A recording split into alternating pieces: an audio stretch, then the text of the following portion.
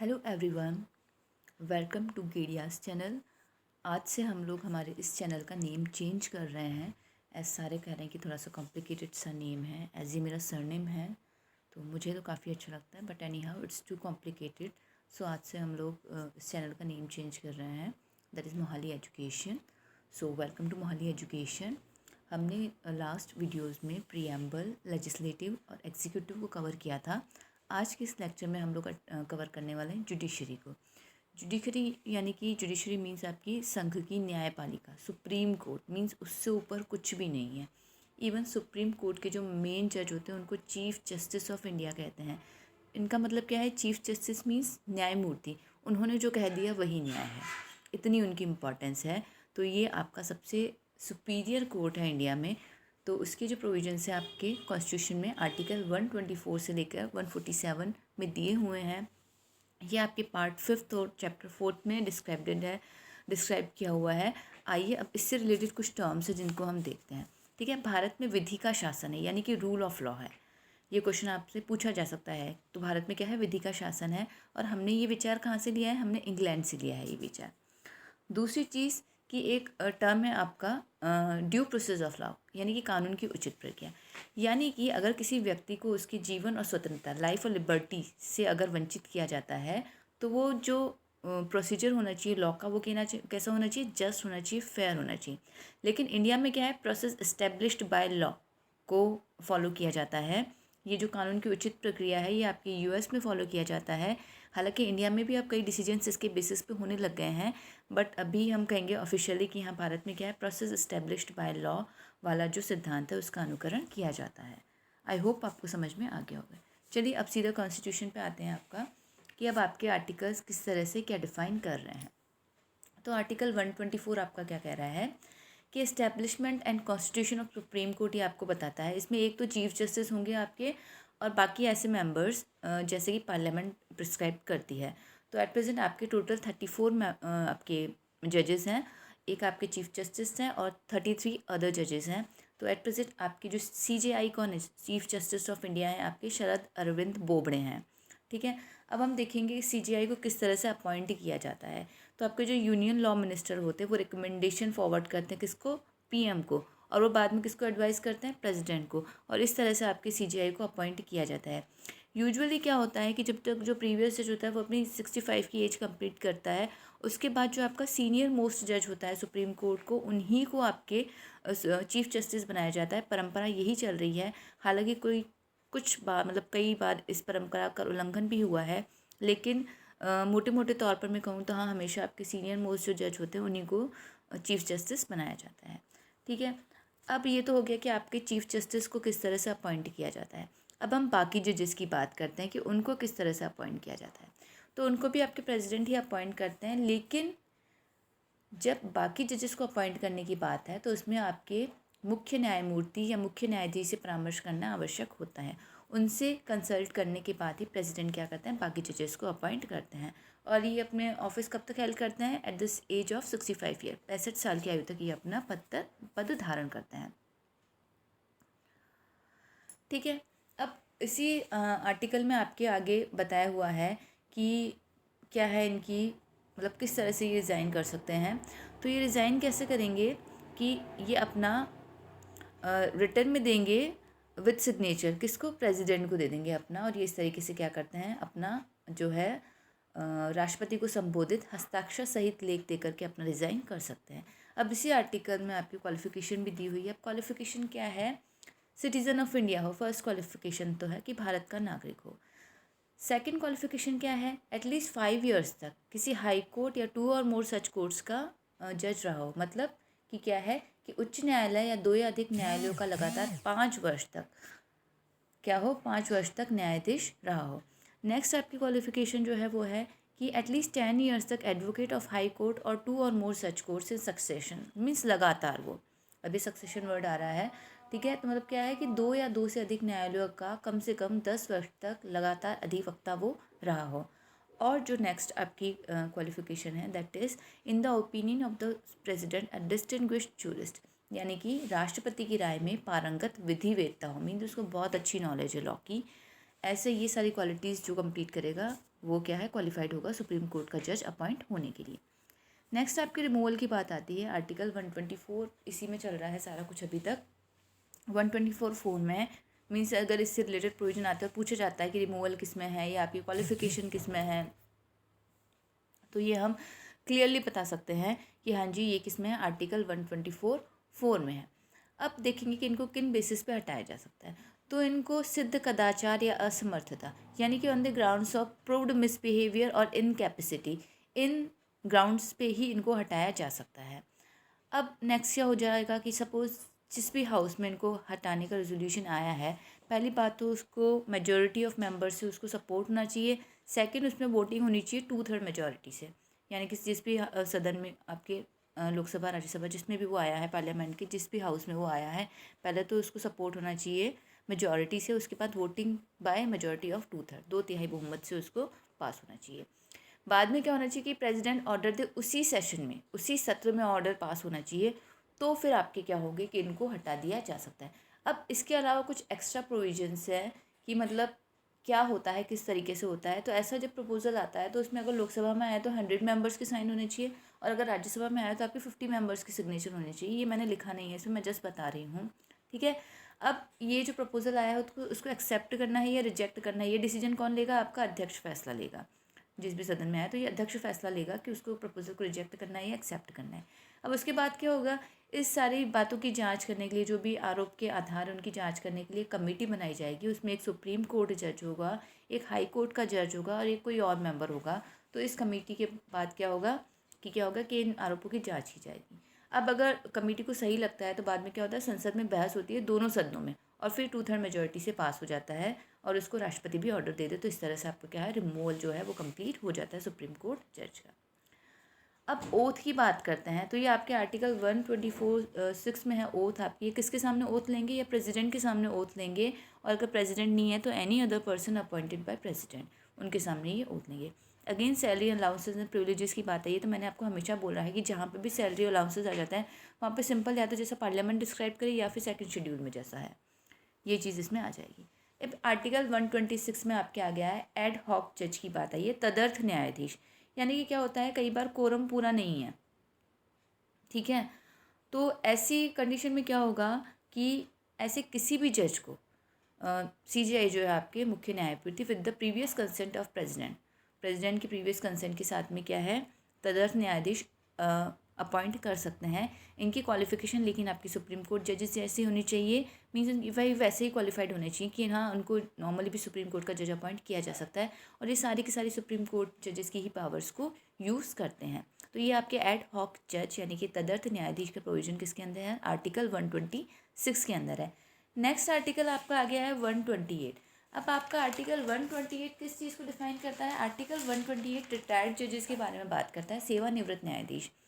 Means कई बार क्या होता है कि अटेंडेंस ऑफ रिटायर्ड जज in the sitting of the Supreme Court, कि जब भी ऐसा लगता है CJI को तो with the prior consent of president क्या कर सकते हैं कि मतलब से रिजाइन जो रिटायर्ड जज है उनको भी वो बुला सकते हैं सुप्रीम कोर्ट की कार्यवाहियों में भाग लेने के लिए, ठीक है।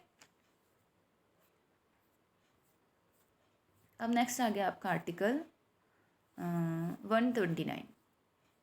अभी जो आपके रिटायर्ड जजेस होते हैं वो सुप्रीम कोर्ट के भी रिटायर्ड जज हो सकते हैं, हाई कोर्ट के भी हो सकते हैं। उनकी क्वालिफिकेशन कैसी होनी चाहिए, ऐसी होनी चाहिए जैसे उनको सुप्रीम कोर्ट का जज अपॉइंट किया जा सकता है। नेक्स्ट आपका आ गया आर्टिकल 129। अब आर्टिकल 129 क्या कहेगा, Supreme Court to be a court of record है। मीन्स सुप्रीम कोर्ट क्या है, कोर्ट ऑफ रिकॉर्ड है। इसमें दो चीज़ें आ जाएगी, पहली बात तो ये कोर्ट ऑफ रिकॉर्ड है, दूसरी बात इसको कंटेम्प्ट ऑफ कोर्ट का राइट है। मीन्स अब जब कोर्ट ऑफ रिकॉर्ड की बात करते हैं तो court whose judgment and proceedings are kept on permanent record and that has the power to impose penalties for contempt, यानी कि वो अपने अभिलेखों को सुरक्षित रख सकेगा जो इन फ्यूचर यूज़ हो सकते हैं आगे आने वाले डिसीजन्स में। तो एक तो कोर्ट ऑफ रिकॉर्ड वाली बात होगी, दूसरी कंटेम्प्ट ऑफ कोर्ट के लिए वो क्या कर सकता है, पनिश कर सकता है, यानी न्यायालय की अवमानना के लिए दंड दे सकता है। नेक्स्ट आर्टिकल 130 में आया है कि seat of the Supreme Court. तो वैसे तो क्या है, दिल्ली में है आपकी सुप्रीम कोर्ट की seat as we all know, लेकिन अगर कहीं और लगानी है अदर प्लेस पे तो क्या होगा, chief justice of India with the approval of president. मतलब अगर ये दोनों डिसाइड कर लेते हैं कि कहीं और सीट लगानी है तो हो सकता है कि सुप्रीम कोर्ट की सीट कहीं और किसी और प्लेस में इंडिया में लगा सके। नेक्स्ट आपका आ जाएगा article 131 original jurisdiction of Supreme court, यानी कि ये क्या है आपका आरंभिक अधिकारता मीन्स इससे रिलेटेड केसेस सीधे आपके सुप्रीम कोर्ट में ही आएंगे, किसी और कोर्ट के पास में नहीं जाएंगे। अब उसमें कौन कौन पार्टीज़ हो सकती है, तो या तो हो कि गवर्नमेंट ऑफ इंडिया है एक साइड पे और दूसरी साइड पे एक या एक से अधिक स्टेट्स है, एक या एक से अधिक राज्य है। दूसरा हो गया कि एक साइड पे गवर्नमेंट ऑफ इंडिया है, कोई स्टेट और स्टेट्स है, मीन्स गवर्नमेंट ऑफ इंडिया है, कोई राज्य है या एक से अधिक राज्य है, और दूसरी साइड पे आपके एक या एक से अधिक राज्य है। तो ऐसे जो केसेस होंगे वो उनके पास ही आएंगे, सुप्रीम कोर्ट के पास डायरेक्ट। और तीसरी कंडीशन है आपके बिटवीन टू और मोर स्टेट, दो या दो से अधिक राज्यों के बीच में जो भी विवाद होंगे वो क्या होंगे, आपके सीधे आपके सुप्रीम कोर्ट के पास ही आएंगे।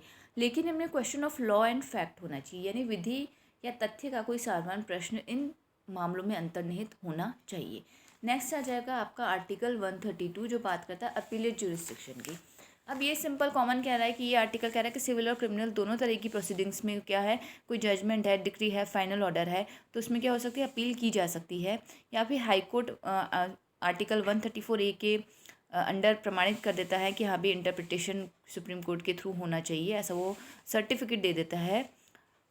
ठीक है, तो या फिर ऐसा सर्टिफिकेट जब वो किसी पार्टी को दे सकता है तो केस में कोई दोनों में से कोई सी भी पार्टी क्या कर सकती है, जाके सुप्रीम कोर्ट में अप्रूवल दे सकती है। देखिए वापस से समझ लीजिए, कोई भी सिविल या क्रिमिनल प्रोसीडिंग हुई है, ठीक है, उसमें कोई भी जजमेंट, डिक्री या फाइनल ऑर्डर दिया हुआ है, ठीक है, या फिर आर्टिकल 134A में हाई कोर्ट ने खुद प्रमाणित कर दिया कि हाँ जी क्या हो, आप जा करके सुप्रीम कोर्ट में इसमें अपील होनी चाहिए, या फिर किसी पार्टी को बोल दे कि हाँ जी आप जा करके क्या करिए, इस तरह से अपील कर सकते हैं।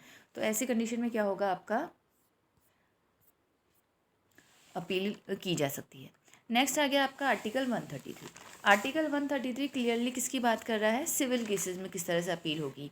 अब सपोज सिविल केस में, मतलब हाई कोर्ट में जहाँ से सिविल केस में कोई भी जजमेंट, डिक्री या फाइनल ऑर्डर दिया गया है, ठीक है, उसमें या तो क्या करें, हाई कोर्ट खुद ही सर्टिफिकेट दे दे अंडर आर्टिकल 134A के अंदर, जिसमें क्या सब्सटेंशियल क्वेश्चन ऑफ लॉ है, विधि या तथ्य का कोई सारवान प्रश्न अंतर्निहित, मतलब बहुत ज़्यादा इंपॉर्टेंट क्वेश्चन है, विधि का कोई सारवान प्रश्न अंतर्निहित है।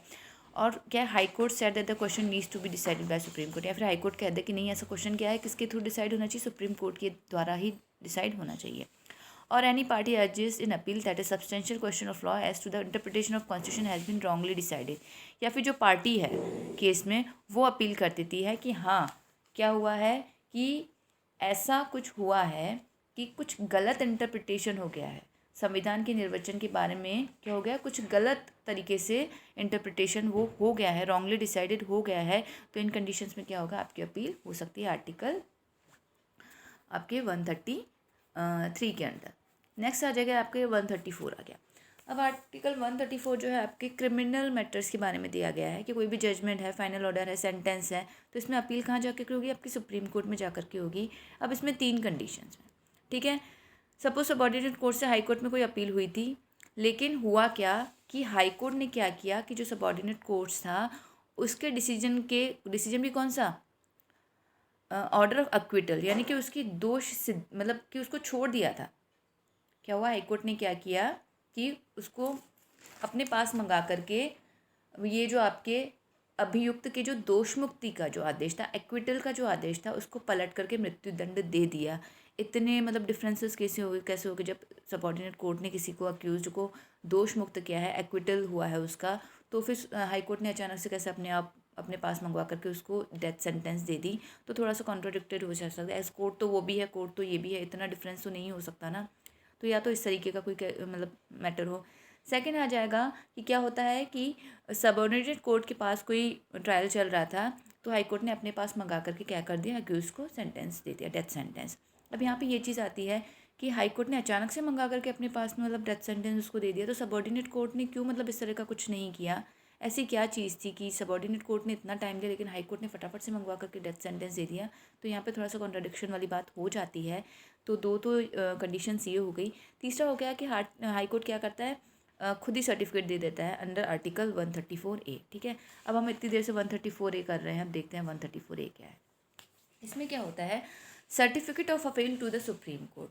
इसमें क्या होता है, आपका जो हाई कोर्ट होता है वो खुद से सर्टिफिकेट दे देता है कि क्या होता है, फर्स्ट जो है ऑन इट्स ओन मोशन, यानी कि स्वप्रेरणा से वो दे देता है।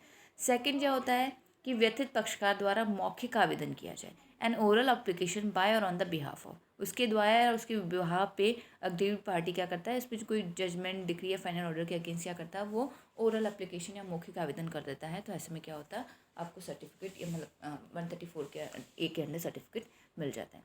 नेक्स्ट आ गया आपका आर्टिकल 136। आर्टिकल 136 क्या कह रहा है कि अपील के लिए विशेष इजाज़त special leave to appeal by Supreme Court. अब इसमें हुआ क्या है, या तो उच्चतम न्यायालय को खुद से लगे ऐसा, supreme court in its discretion खुद को लगे कि ऐसा कोई जजमेंट है, डिक्री है, डिटर्मिनेशन है, सेंटेंस है, ऑर्डर है, जो क्या है किसी भी कोर्ट या ट्रिब्यूनल ने in the territory of India किसी ने भी दिया है, ठीक है, सुप्रीम कोर्ट को खुद को लगता है कि नहीं क्या है कि मतलब अपील की जानी चाहिए इसमें, तो वो क्या करेगा, अपील के लिए विशेष इजाज़त दे सकेगा। नेक्स्ट आ गया आपका article 137 review of judgment. Judicial review की बात आ जाती है कि कोई भी जजमेंट हो तो क्या होता है, मतलब अगर उन्होंने सुप्रीम कोर्ट ने दिया है वो क्या रिव्यू कर सकते हैं अपने ही जजमेंट को, कोई भी ऑर्डर है, कोई भी कुछ भी दिया है उन्होंने जजमेंट, तो उसको क्या है जुडिशियल रिव्यू यानी कि न्यायिक पुनरावलोकन कर सकते हैं वो उसको। तो ये चीज़ आपके आर्टिकल 137 के अंदर डिफाइंड की हुई है। नेक्स्ट आ गया आपका आर्टिकल 139। इसमें डिफरेंट टाइप्स ऑफ रिट्स है आपके, habeas corpus, mandamus, prohibition etcetera. वही आपकी बंदी, प्रत्यक्षीकरण, लेख, परमादेश, प्रतिषेध, उत्प्रेषण, अधिकार परीक्षा, ये सारी रिट्स किस में इशू होगी, आपके आर्टिकल 139 में जाकर के इशू होती है। नेक्स्ट आ गया आपका आर्टिकल 141 यानी कि 141 law declared by Supreme Court to be binding on all its court, यानी कि सुप्रीम कोर्ट द्वारा घोषित विधि सभी न्यायालयों पर आबद्धकर होगी। जो भी सुप्रीम कोर्ट ने घोषित कर दिया वो विधि सारे के सारे न्यायालयों पर आबद्धकर हो जाती है। नेक्स्ट आ गया आपका आर्टिकल 143। उसमें क्या है कि power of president to consult Supreme Court. अब इसमें कुछ कंडीशंस है, सपोज प्रेसिडेंट को एट एनी टाइम लगता है प्रेसिडेंट को कि question of law and fact arise हुआ है कि उस पर क्या obtain the opinion of Supreme Court, कि उनको क्या है सुप्रीम कोर्ट की ओपिनियन लेनी है, तो ही में रेफर द क्वेश्चन, तो ऐसा क्वेश्चन वो क्या करेंगे, उनको रेफर करेंगे। कोर्ट में after such hearing reports to the president its opinion. अब कोर्ट हियरिंग के बाद में सुप्रीम कोर्ट जैसे भी उसको ठीक समझता है अपनी डिसीजंस उसको या अपनी रिपोर्ट्स उनको दे देता है, लेकिन ये निर्णय अबाध्यकारी नहीं होता है, ठीक है। ये सिर्फ कंसल्ट की पावर प्रेसिडेंट खुद से कर सकता है कि हाँ जी ऐसा कोई कुछ हुआ है। ये राष्ट्रपति क्या करेगा, विधि या तथ्य का कोई ऐसा प्रश्न विद्यमान हुआ है कि उच्चतम न्यायालय की राय क्या है, आवश्यक है, तो सुनवाई के बाद न्यायालय जैसा ठीक समझे वैसा निर्णय दे सकता है। नेक्स्ट हो गया आपका आर्टिकल 145। अब 145 में आपके रूल ऑफ कोर्ट्स पता है सिंपल कि सुप्रीम कोर्ट क्या है, अपने ही प्रैक्टिस और प्रोसीजर के लिए with the approval of president rules बना सकती है, ठीक है। सुप्रीम कोर्ट क्या करेगा, अपने ही प्रैक्टिस और प्रोसीजर को फॉलो, मतलब किस तरह से उसको चलाना है, क्या करना है, इन सारी चीज़ों को with the approval of president उसके लिए रूल्स बना सकती है। नेक्स्ट आ गया आपका 147 इंटरप्रिटेशन, यानी कि कानूनों की व्याख्या का अधिकार जिसे कहते हैं, कानूनों के निर्वचन का। तो मैंने आपको पहले भी बताया था सुप्रीम कोर्ट क्या है, कानूनों के निर्वचन का अधिकार अकेले उसके पास ही है। तब बेसिकली हमने ये सारे सुप्रीम कोर्ट से रिलेटेड जो इतने भी आर्टिकल्स से हमें देख लिए। तो अब सुप्रीम कोर्ट का मेजर वर्क क्या हो गया, वही हो गया कि एक तो डिस्प्यूट सुनने हैं, चाहे सिटीजन्स के बीच में है, चाहे गवर्नमेंट मतलब यूनियन गवर्नमेंट है और आपकी जो स्टेट्स है उनके बीच में है, और दूसरी चीज़ क्या होगी, मतलब एक तो डिस्प्यूट सुनने का काम उनका हो गया, दूसरा क्या हो गया इंटरप्रिटेशन यानी कि कानूनों की व्याख्या। अगर कोई भी ऐसा क्वेश्चन राइज होता है जिसमें मतलब सारे कंफ्यूज हो रहे हैं अब क्या होना चाहिए, कैसे डिसीजन होना चाहिए, तो डिसीजन कौन देगा, आपका सुप्रीम कोर्ट। विधि या तथ्य का कोई ऐसा भी साधारण प्रश्न अब खड़ा हो गया कि हाँ उस पर डिसीजन क्या होना चाहिए, आपकी सुप्रीम कोर्ट का डिसीजन होना चाहिए, तो वो क्या है सारे का सारा इंटरप्रिटेशन कौन करेगा, आपका सुप्रीम कोर्ट करेगा। तो इस लेक्चर में इतना ही, यही आपके इंपॉर्टेंट आर्टिकल्स थे सुप्रीम कोर्ट से रिलेटेड। तो जाइए स्टडी कीजिए अपनी और मॉक टेस्ट अटैम्प्ट कीजिए, लास्ट प्रीवियस ईयर्स के जो क्वेश्चन पेपर्स हैं उनको अटैम्प्ट कीजिए एंड अपनी प्रिपरेशन जारी रखें। Thank you so much for watching this video.